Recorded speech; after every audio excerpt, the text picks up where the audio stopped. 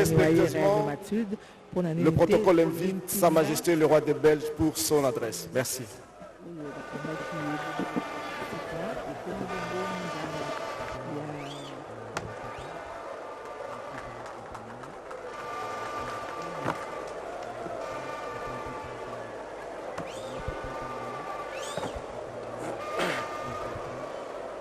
Monsieur le Président,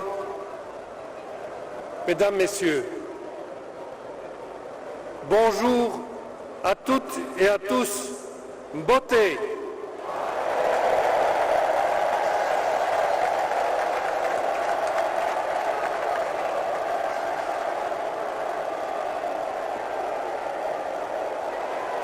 Par 3 fois, nous avons dû reporter notre voyage. Aujourd'hui, nous sommes enfin là, parmi vous, avec une joie immense, ce qui prouve bien qu'il ne faut jamais désespérer. Nzambe alalaka te.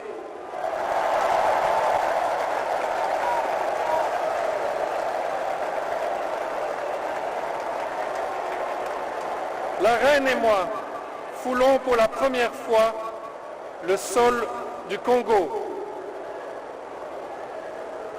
Nous vous remercions vivement, Monsieur le Président, pour votre invitation. Nous sommes très heureux de découvrir votre pays et touchés par votre accueil si chaleureux. Je m'adresse ici à travers vous tous, à tout le peuple congolais. Je veux vous dire l'affection et l'amitié que je ressens de créativité, fort de l'expérience et de la sagesse de vos anciens. Vous êtes l'avenir du pays. La culture congolaise est riche par sa diversité et ses traditions héritières de son passé ancestral. En elle s'exprime l'âme congolaise, empreinte de cette extraordinaire vitalité qui lui est propre. Monsieur le Président, il y a 62 ans, le Congo et la Belgique ont tourné une page essentielle de leur histoire commune. Depuis, votre pays a pris sa place, pleine et entière, dans le concert des nations. Aujourd'hui, vous souhaitez écrire un nouveau chapitre dans nos relations et regarder vers l'avenir, encouragé par la formidable jeunesse du peuple congolais qui ne demande qu'à valoriser ses talents.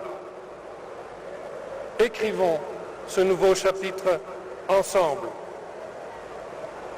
sans oublier le passé, mais en l'assumant pleinement, afin de transmettre à la nouvelle génération une mémoire réfléchie et pacifiée de notre histoire commune.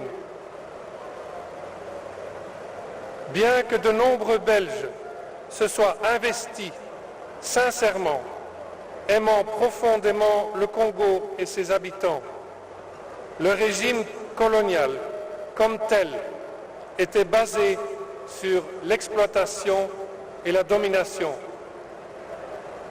Ce régime était celui d'une relation inégale, en soi injustifiable, marquée par le paternalisme, les discriminations et le racisme.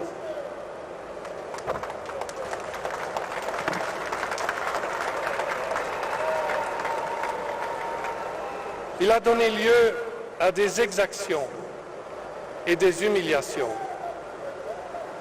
À l'occasion de mon premier voyage au Congo, ici même, face au peuple congolais, et à ceux qui aujourd'hui encore en souffrent, je désire réaffirmer mes plus profonds regrets pour ces blessures du passé.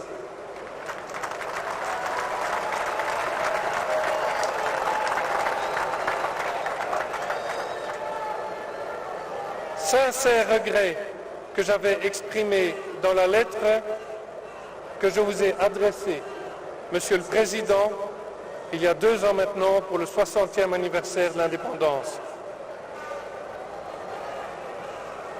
Monsieur le Président, vous et moi sommes trop jeunes pour avoir vécu le Congo d'avant son indépendance.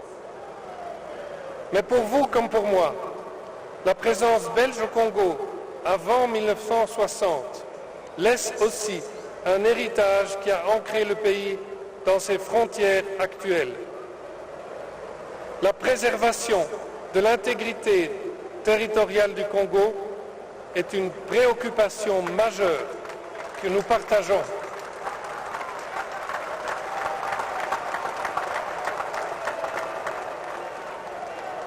Avant même l'indépendance, le futur Premier ministre Lumumba prônait déjà le maintien de l'unité de la nation congolaise. Aujourd'hui, l'instabilité à l'est du pays, où règne trop souvent une violence inhumaine et l'impunité, demeure une grande source d'inquiétude pour nous tous. Cette situation ne peut plus durer. Il en va de notre responsabilité à tous d'y remédier.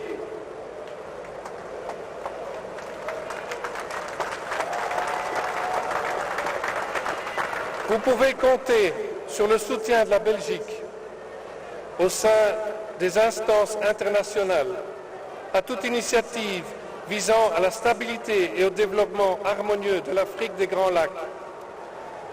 La reprise progressive de notre coopération militaire s'inscrit dans la même logique. Monsieur le Président, Mesdames et Messieurs, au-delà des relations d'État à État, nos 2 peuples ont su tisser, grâce à une affinité toute particulière, des liens interpersonnels riches et variés qui nous aident aujourd'hui à construire ensemble l'avenir. Je rencontre régulièrement chez nous des Belges d'origine congolaise qui contribuent intensément à la vie sociale, économique et culturelle de la Belgique. Nous leur en sommes reconnaissants.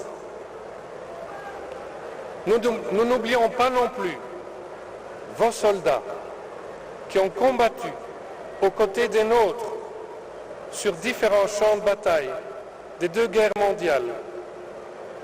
Nous avons un devoir de mémoire à l'égard de leur sacrifice, comme j'ai tenu à le souligner ce matin en décorant le dernier ancien combattant congolais de 40-45.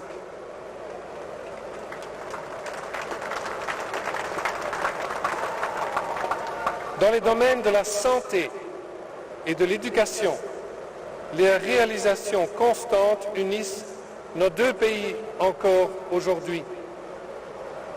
La découverte du virus Ebola est due à la fois à un Congolais et à un Belge, les docteurs Muyembe et Piot. Comme l'a rappelé le dernier sommet Union européenne-Union africaine de février, nous, Européens et Africains, sommes proches par la géographie et interdépendants dans le monde globalisé actuel. Nous avons donc tout intérêt à unir nos forces pour répondre ensemble à nos nombreux défis communs. Cela requiert un grand sens de la collaboration, un vrai partenariat d'égal à égal et une créativité à la hauteur des défis actuels.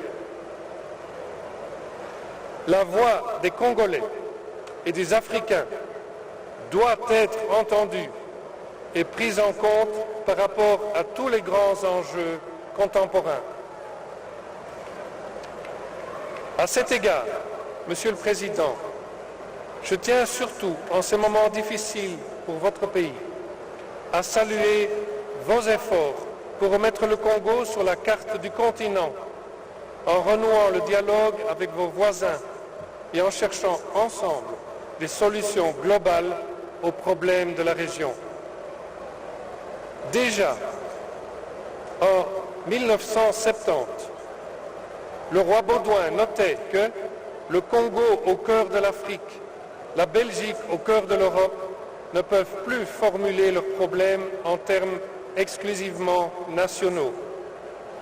L'avenir des générations futures en Europe et en Afrique dépend en grande partie de notre capacité, dès aujourd'hui, à coopérer en ce sens avec lucidité et conviction. Au fil des décennies, la coopération entre nos deux pays a connu des hauts et des bas. Ces dernières années, elle avait même perdu de son dynamisme. Il était temps de la faire revivre. Aujourd'hui, les bases d'un nouveau partenariat bilatéral sont posées. Le Congo reste ainsi notre partenaire le plus important en Afrique. Monsieur le Président, Mesdames, Messieurs, les prochains jours, la Reine et moi aurons la chance de nous déplacer à Lubumbashi et à Bukavu. Ici comme là, nous aurons l'occasion de visiter de nombreux projets portés par des femmes et des hommes de votre si vibrante société civile. Tant de Congolaises et de Congolais s'investissent sans compter, souvent de façon anonyme, au service de leur communauté et des plus fragiles d'entre eux. Aujourd'hui, nous voulons leur rendre hommage. Et saluons ici particulièrement le prix Nobel de la paix et prix international Roi Baudouin pour le développement, le docteur Denis Mukwege, pour l'action admirable qu'il mène avec courage et détermination.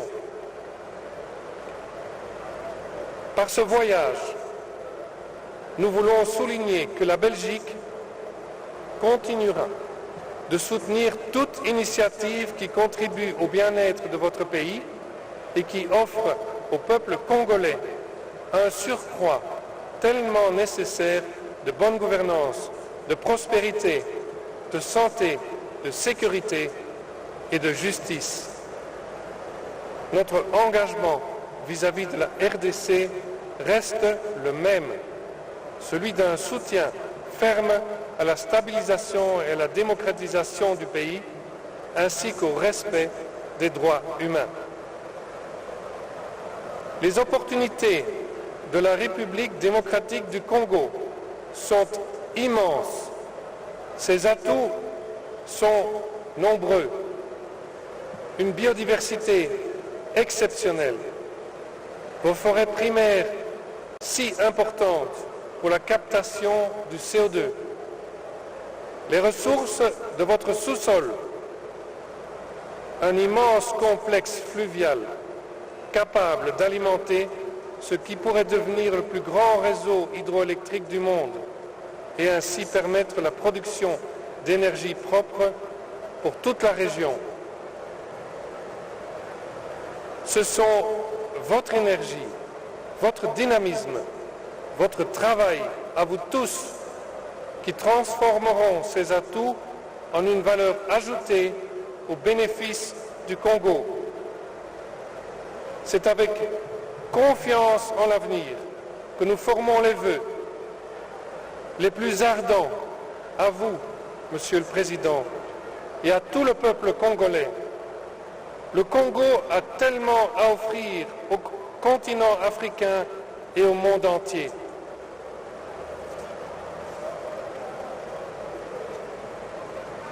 Viva Congo, Boninga Kati na Belgique na Congo et Wumela.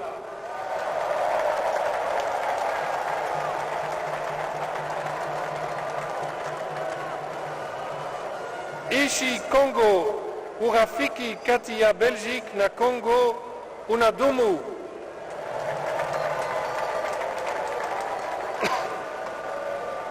Congo Nzinga, Kipangi ya Belgique na Congo Nzinga.